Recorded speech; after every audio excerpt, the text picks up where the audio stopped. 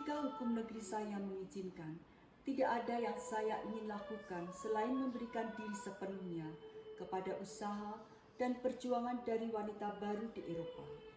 Tetapi tradisi tua yang tidak dapat dirusak menggenggam kami dengan lengannya yang kuat. Suatu saat nanti, mereka akan melonggarkan lengan dan membiarkan kami pergi. Tapi saat itu masih jauh dari kami, jauh tak terhitung jauhnya. Saat itu akan datang, yang saya tahu mungkin 3 atau 4 generasi setelah kami. Oh, kamu tidak tahu bagaimana rasanya mencintai era baru yang masih muda ini dengan hati dan jiwa. Namun tangan dan kaki terpasung, dirantai oleh semua hukum, adat, dan konvensi tanah air. Semua lembaga-lembaga kami secara langsung menentang kemajuan yang begitu lama saya idamkan demi kepentingan rakyat. Siang dan malam saya bertanya-tanya dengan cara apa tradisi kuno ini bisa diatasi. Bagi saya sendiri, saya bisa menemukan cara untuk menepiskannya, mematahkannya, kalau bukan ikatan lain, ikatan yang lebih kuat daripada tradisi tua yang pernah ada, mengikat saya ke dunia saya saat ini. Dan itu ada cinta yang saya tahan untuk mereka, yang kepada mereka lah saya berhutang hidup. Dan kepada mereka saya harus berterima kasih untuk semuanya. Ketika saya mencapai usia 12 tahun, saya ditahan di rumah. Saya berada di dalam kotak, dikurung, terputus dari semua komunikasi dengan dunia luar.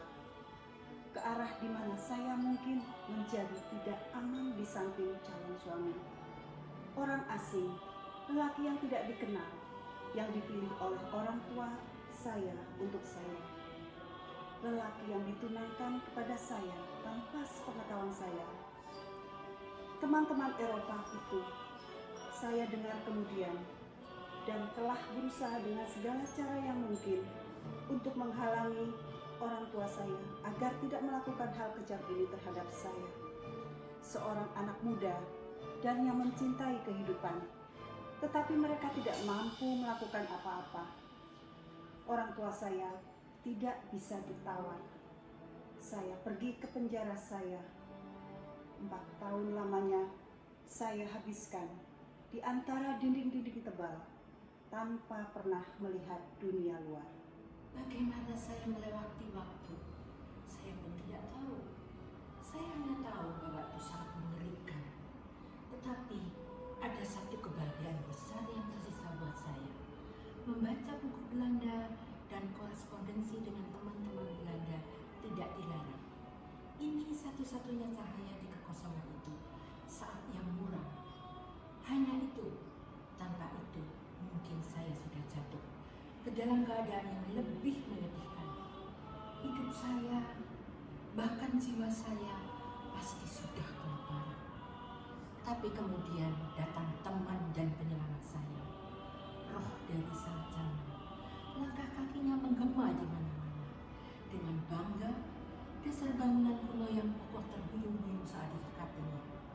Pintu-pintu yang tertutup kokoh terbuka menerjang.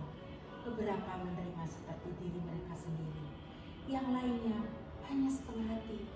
Namun demikian mereka terbuka dan membiarkan tamu tak diinginkan masuk. Tapi saya jauh dari puas. Saya masih akan pergi lebih jauh lagi, selalu lebih lanjut.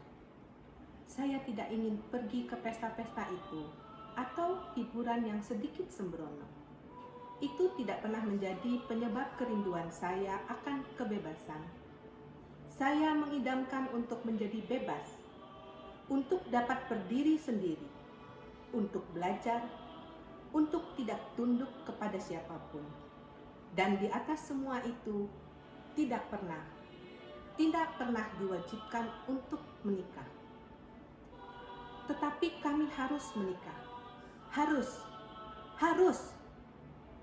Tidak menikah adalah dosa terbesar yang bisa dilakukan oleh wanita muslim.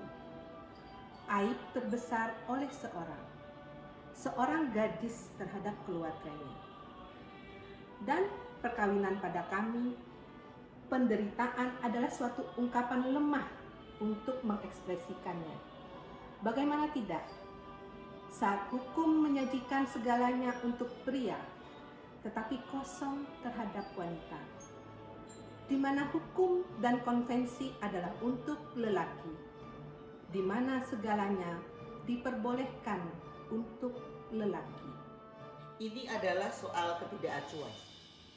Apakah hal itu baik atau merusak? Jika hal itu menciptakan suatu kesan, itu menunjukkan bahwa seseorang itu tidak lagi tidur dan Jawa masih dalam tidur nyenyak. Dan bagaimana penduduknya bisa dibangunkan ketika orang-orang yang pantas menjadi contoh, mereka sangat suka tidur.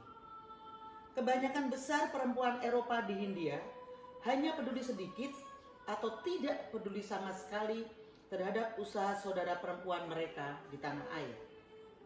Apakah Anda tidak akan bercerita kepada saya sesuatu tentang buru-buru, perjuangan-perjuangan, sentimen-sentimen dari wanita-wanita hari ini di Nederland? Kami sangat berminat sekali tentang gerakan wanita.